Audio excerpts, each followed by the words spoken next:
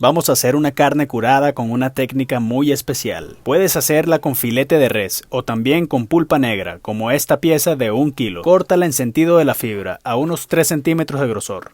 Esta receta tiene 3 fases en su preparación. La primera fase comienza cubriendo la carne completamente con sal de mar. Así inicia el proceso de curado, ya que la sal inhibe el crecimiento de bacterias y extrae el exceso de humedad por una reacción llamada osmosis. Colócala en un envase, tápalo y refrigera por 3 días. Hablemos rápidamente de la segunda fase. Resulta que el celery o apio es un vegetal rico en nitratos. Esto significa que si lo deshidratas y pulverizas, se convierte en un sustituto natural a los químicos sintéticos que usa la industria de los embutidos. Y claro que sí, también lo puedes deshidratar al sol. Pasados 3 días, saca la carne y descarta el líquido. Y la vas a desalar un poco enjuagando en agua potable por 5 minutos. Colócala sobre un paño de cocina y sécala bien con papel absorbente, aplicándole suficiente presión por 10 minutos. Y así llegamos a la segunda fase del proceso de curado, donde vas a cubrir completamente la carne con el apio o celery en polvo. Luego colócales un gancho o una cuerda y los vas a colgar en un lugar fresco donde no les dé el sol. Allí se quedarán secándose al aire por 3 días.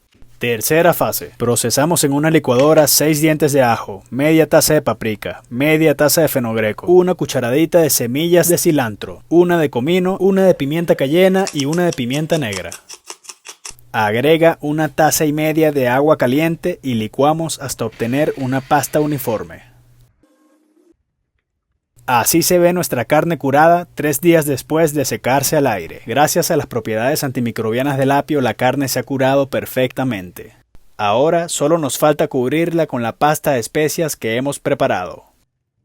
Y con un poco de agua le damos el toque final a mano para que quede bien pulida. Y mira nada más. Por último, las vas a colgar para que se sequen durante 2 días. Y así se prepara esta deliciosa carne curada que parece un jamón serrano, también conocida como pasterma. Corta en láminas finas y disfruta al máximo su sabor especiado y aromático intenso.